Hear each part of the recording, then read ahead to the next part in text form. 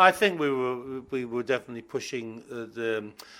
What we probably didn't realise at the time is that we already had established in people's hearts some favourite piece of music of theirs, whereas our focus, and especially John's, I don't think he'd mind me saying, was more focused on, well, okay, now the next piece of art. Let's do it. Let's paint the next portrait in a way.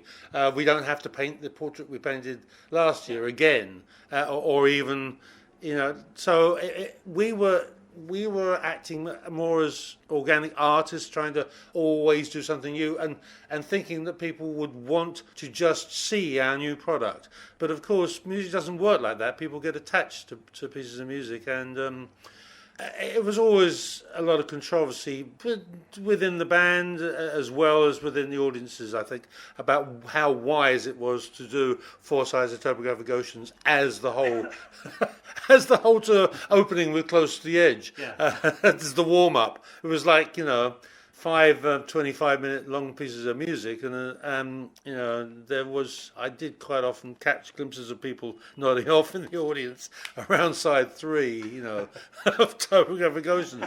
So we were definitely trying to do a cerebral type of rock show as opposed to a bodily functional kind of dance type excitement and celebration of music from that point of view. We were definitely, I suppose, trying to appeal to people's heads. It came obvious to me, I don't know, maybe end of January or February, that it would take more time for me to get back, to my normal self and in condition. And honestly, there was nothing that I could see that gave me a hint that I would be ready to go back on the road. Okay. In April, and that's when I spoke to the guys in the band and said, listen, there might be a problem for April. I think I might need more time. And at the same time, I said, listen, time is precious. Last time your singer had problems, you decided to move on because you had waited long enough. And I don't expect you to wait for me. I don't expect you to wait for me, not knowing how long it's going to take me to come back to health. And so I said, there's, I expect you to take whatever necessary actions to, for your band, mm-hmm. and to continue and not just sit there and wait for me. So it was decided that somebody would fill in for the spring tour to give me more time to recuperate. And when everybody accepted that, I said, listen, if you have somebody there that is doing a good job, that the fans like, that the fans like and that you like and all, I would expect you to go on with that person. Well, it was started, but the usual problems creep in when basically we arranged to do a second album, and I set up a beautiful farm in the south of France with 2 studios for it, and it just turned out that Freudian slip there. You have to edit that out. No, you don't have to. Bill and Steve said they didn't want to come, and it confused me, and I thought, wait a minute, they just had a great time for a year and a half making an album that I actually wrote, basically tons of it, and we shared it. We shared the project together, and they wouldn't follow through on a second album, so they wouldn't do it without a producer, and I said, okay, let's try and find a producer, and I tried to listen to everybody's opinion, and eventually we just couldn't make a second album. We got together with a producer and Tony Levin, and we all went in a big studio in another place in south of France, and we just couldn't work, and it just didn't happen, and there was no... I think I'd lost the impetus to help make it happen, or I don't know what the word is. I'd lost the drive to help it work. So I just said, okay, guys, you want it your way, I'll just try and follow your train of thought. And for a month, we just went around in circles, and it didn't work. And then I had a phone call from Chris, and went over to LA and then started thinking about, well, why don't we get a big album together with everybody in? Because I obviously can't I can't function a second Anderson, Bruford, Wakeman Howe project. I can't do that, unfortunately. And so why don't we all get together as a sort of 8-piece? And actually, that tour was amazing. The Union tour was amazing, working with everybody. So that was my comfort zone. If I couldn't sort of generate the correct energy for everybody to want to do a second album as Anderson, Bruford, Wakeman and Howe, then why not move in a totally opposite direction? And it kind of freaked everybody out, but we did it. I've been asked by this record company to make an album, and I said, well, I'm going to London, I'm going to get in touch with Steve and maybe Bill, and they could sort of join me on the album. Oh, they said, great, that'd be great. And I said, well, Rick's there as well, so I'll give them a call and see if they want to join in. And then I thought, wait a minute, why don't I make an album? And this is exactly what I did. I spent one afternoon with Rick, and I got some cassettes of his music ideas. I spent one afternoon with Bill and got a cassette from him of his drumming and ideas. I got a cassette from Steve. And I went to Paris and found this beautiful studio by the river, the Seine, just outside of Paris. And I took over with me 3 or 4 musicians and an engineer. And they had a studio in this beautiful house.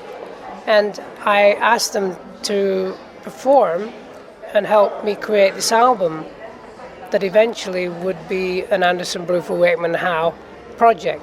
So basically, I wrote the whole album with these session musicians, and then took it to Steve and Bill and Rick, and said, what do you think of this? And they all loved it, and the record company loved it. And basically, they reinterpreted the music, because it was always like, I'd say to the guitar player in Paris, play this lick like Steve would play it, sort of thing. And I say to the keyboard player, here's the solo, this is what Rick would do, play this idea, this is a tape of what he was thinking, and this is the drummer, and this is Bill, So in a way, I fashioned it to fit like a suit. I was like a suit maker. And then we finished off the album in Montserrat. The only one who wouldn't come there was Steve. He wanted to do all his guitars in London. And then it was mixed. It was taken out of my hands, actually, halfway through, because they thought I was a bit crazy. And I wish they hadn't, because I knew exactly what I was trying to do. But it was taken out of my hands, and it was produced eventually by 2. They mixed it in a beautiful place. Where did they have that big music festival in 1968, was it? Oh, in North New York State, very famous. Woodstock. Yeah. So they mixed it in Woodstock, and here's the story. It was kind of cool because about an hour away was this mountain skiing. So I'd get up at 10 o'clock while they mixed it, and I'd ski till 4 o'clock, and they'd finish mixing it, and I'd come in and say, okay, just bring that down a bit, tweak that, thank you very much, that sounds great, I gotta go and have something to eat. And the following day I go skiing again, and come down to the mix for the next song. And it was a really great way of working, because people when they mix, they tweak this sound, they tweak the drum sound, they tweak the snare drum sound, and hours later, I'm sick of the drums. I just don't like them anymore, So I just walk in very refreshed. And the album, the performance was marvelous, because we had Tony Levin on bass, one of the great bass players. And it was just amazing how the audiences loved it.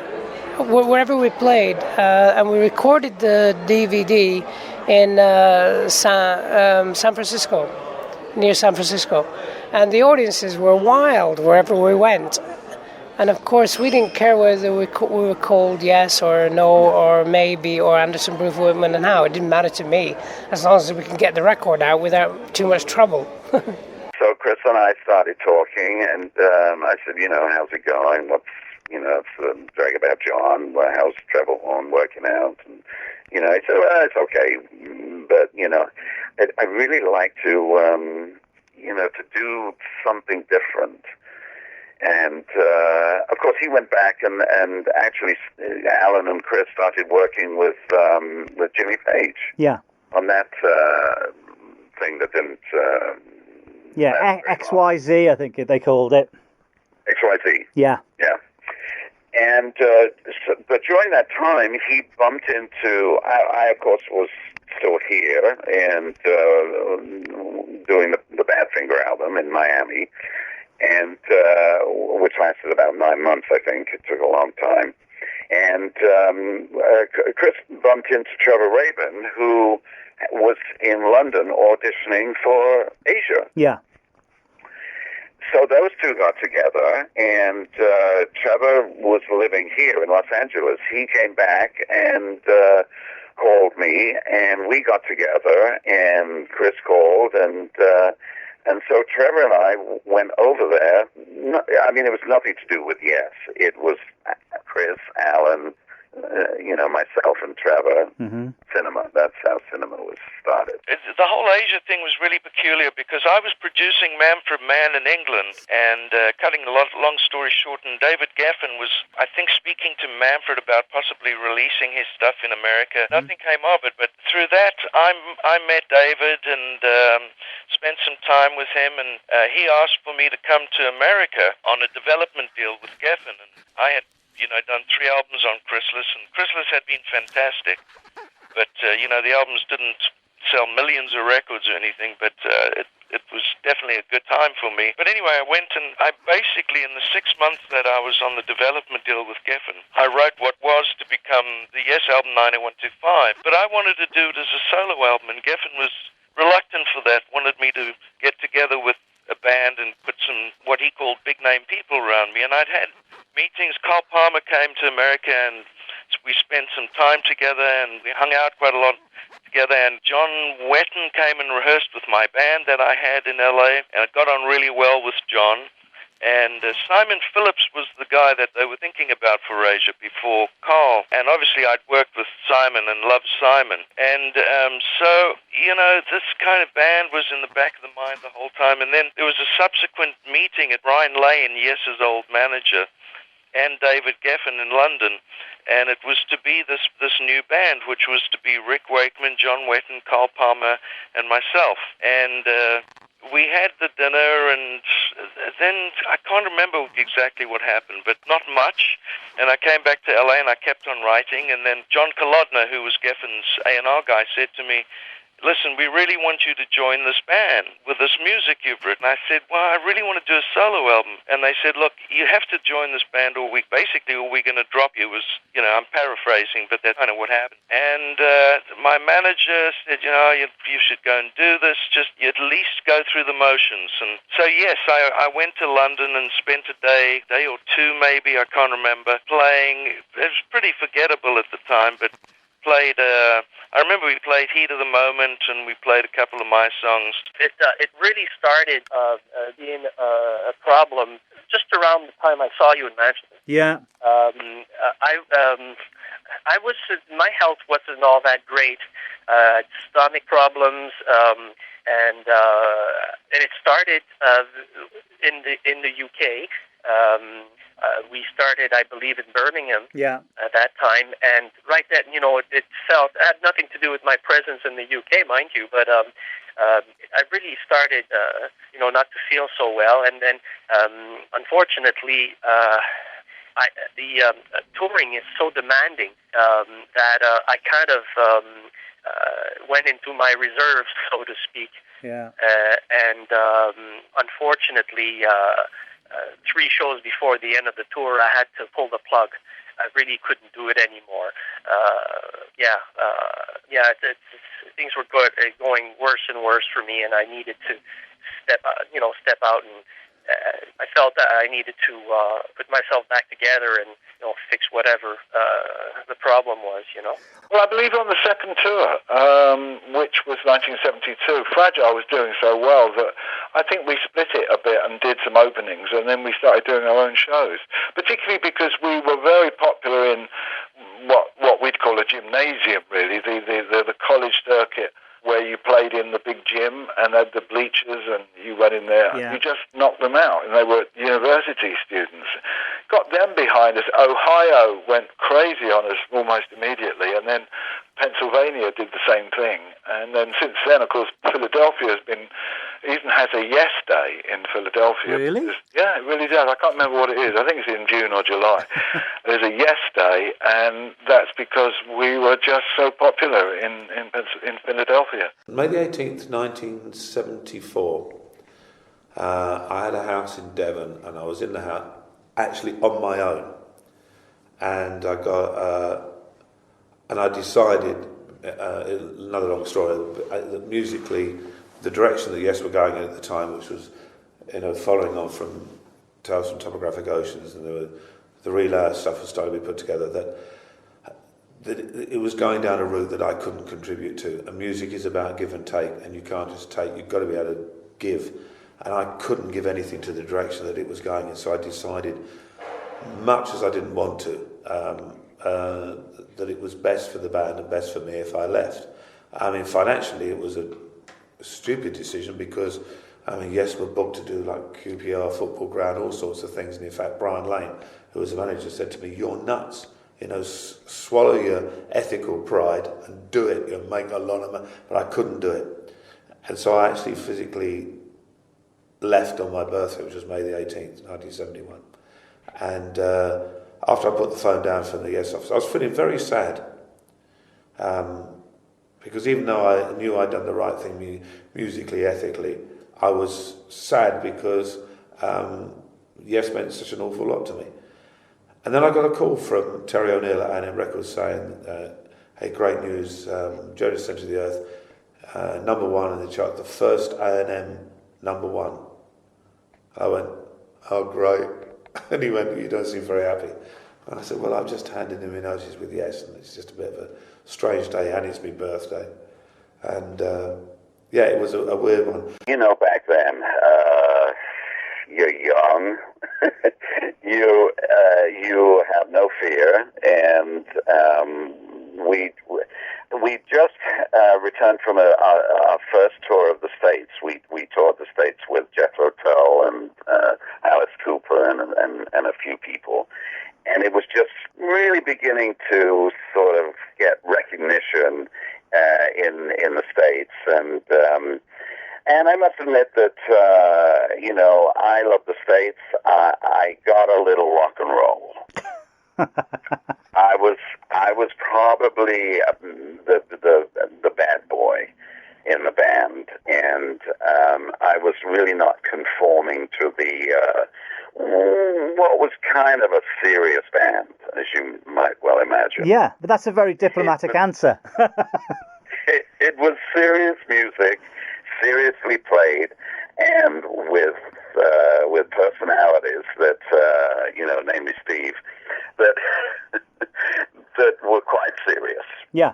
And I was a bit of a loose cannon, actually. I mean, I was, and not, even though that we had spent 3 years kind of, putting this music together, which was unlike really anything else that was going on. Mm-hmm.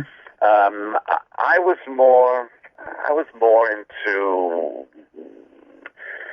more of a bluesy kind of, and I discovered American bands, and I loved the band. The band was my favorite, and I loved Southern blues and rock, and I was digging American music, and the music that we were creating really had none of those elements at all. Yeah, well, Yes was not influenced by any sort of blues influence.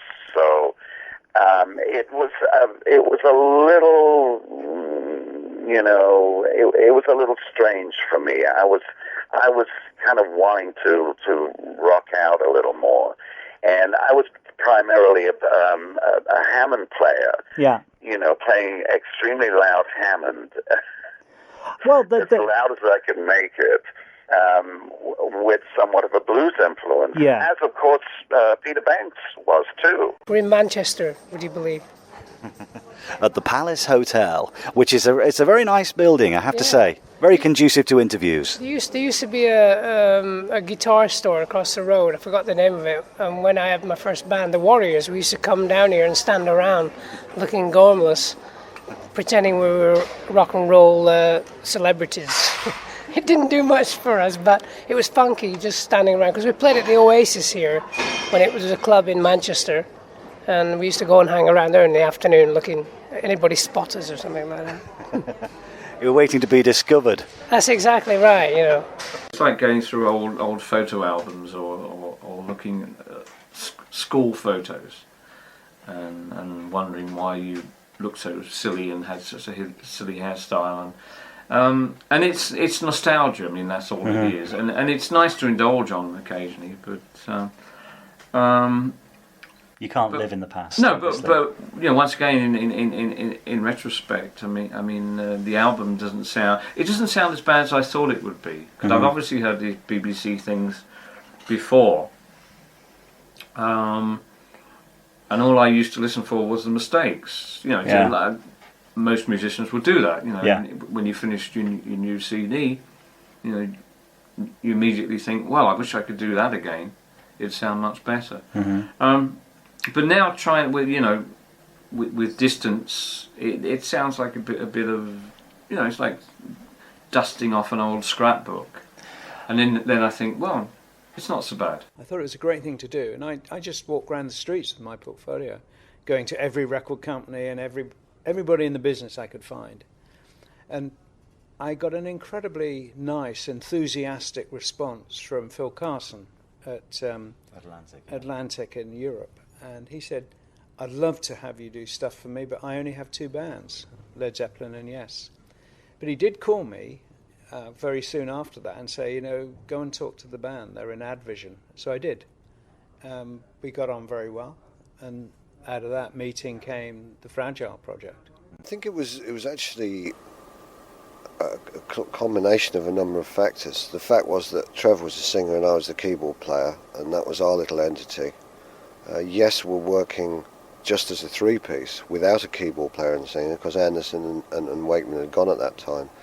We're both managed by Brian Lane, and I think he was some way institutional in suggesting it, and the actual initial thing came about when Brian Lane asked us to write a track for Yes, who were then rehearsing as a three-piece at the Townhouse Studios with Chris Allen and Steve.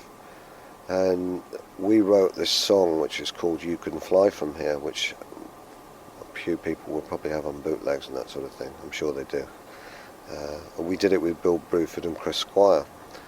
And that was one of the tracks that was actually put forward on Drama. We actually did record it. And then the other material came about. We had I'm a Camera, which was then sort of modified into Yes fashion, became a much longer track, and that became Into the Lens. But effectively it was the same song, and Trevor and myself had the bones for that song. So yeah, I mean, it was. We went into a couple of rehearsals and came up with a few bits for Machine Messiah, and then I think Brian said, look, we should go with this, you know, and do an album, a Yes album. And we had to see Ahmet Ertegun, who was head of Atlantic Records then. He came over and had a listen and said, yeah, you know, go with it. So that's pretty much the background of how it all came about. And then Chris wanted to bring Eddie Offord back into the frame, because obviously they'd had, you know, the classic Yes albums prior to that had been done by Eddie Offord, the early ones, like the Yes album and Fragile.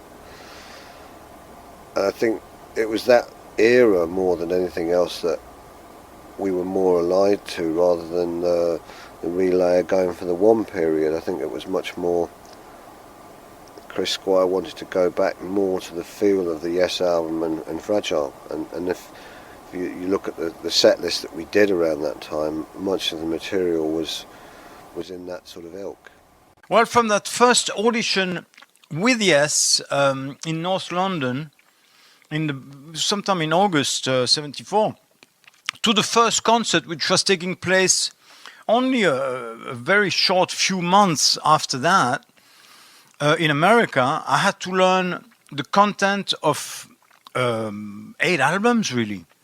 Because technically there was 8, because Tales of Topographic Ocean was 2 albums, and Relayer, of course, made the 8th one. So some of the material for Relayer was somewhat, already composed when I arrived, but I had to fit in my parts and also compose some of course, brand new parts, for Gates of Delirium and so forth, and of course, Sound Chase and so on. I used to spend nights, the whole night, every night, after the recording sessions, writing down my parts on big pieces of paper, big plans, and it was an unbelievable amount of work because in order to master all this material, I had to remember not only everything, but I had to remember all the moves. And I had jumped from 7 keyboards to 14 keyboards, and although I knew some of the material because I had listened to it very intensively before, and I had a lot to learn. Well, the thing about that album is here's how it happened. There was Anderson, Bruford, Wakeman, Howe were doing another album. I, out of the blue, get a call from John, and he leaves a message, "Oh, if you've got any good songs, we're looking for some songs for AWB." Is it AW? ABWH. ABWH. And so I said, well, and I had Lift Me Up, which I thought was a Yesy kind of song. So I called Clive Davis and I said, I just got a call from John. What's happening? And he said, oh yeah, we need a single. There's no singles on the record. It's not what we need it to be. If you've got a bunch of songs, especially we need is a hit single, and we need some other material. So I said, well, I've got a song, but to be honest, I don't want to give that song to Anderson, Bruford, Wakeman, and Howe. It's because it's something I want to do. I want to record the song. It's not like Love Will Find a Way, which I still feel a bit guilty because I did write it for Stevie. Yeah. But Lift Me Up is something I wrote for myself. So Clive heard the song, and I sent it to him anyway, and he said, oh, this is the single. We've got to put this together. And that's when it became, well, look, why doesn't,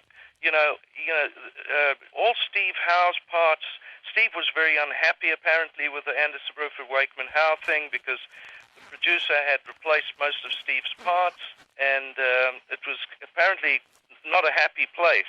Yeah. Anderson, Bruford, Wakeman, Howe album. And I said, well, look, I'm not touching that. But, what I'm prepared to do is do a couple of tracks with the Yes West Band, if you like, because I'd recorded these things, and I got Chris in, he played bass on it, Alan came in and played on it, John came and sang it, and we did Lift Me Up, Miracle of Life, and Saving My Heart. Saving My Heart, which was once again really not supposed to be a Yes song, but we did those 3 songs and kind of threw them together with the Anderson, Bruford, Wakeman, Howe stuff. I think Chris went and played on some of the ABWH stuff just to kind of more legitimize it, and so it was really not a Yes album, but was put out as one. Yeah, well, there's a sort of like mixed answer about that one, because his importance on the record was enormous, and we shared that production credit with him with great justification, because but it was all done very naturally. In other words, he didn't feel set up for the job, he didn't feel under pressure, but he had the honesty and truth to be able to say to us, look, that's not good enough, let's do another one, or, it was better 3 times before. So he had good ears, and he had great skills at engineering, editing, generally, the flamboyance kind of came later. At first he was almost more like a boffin sort of guy, who worked on the engineering. You can imagine that isn't like being a rock guitarist. Yeah. So, but along the way, his skills got helped to make us famous, and the sound that we had, that squashy, tight little sound with Bill's very, very jazzy drums and my very clean guitar compared to the bluesy finger baratos, and so we all brought a different creature to the table. But Eddie knew best how to get that mix.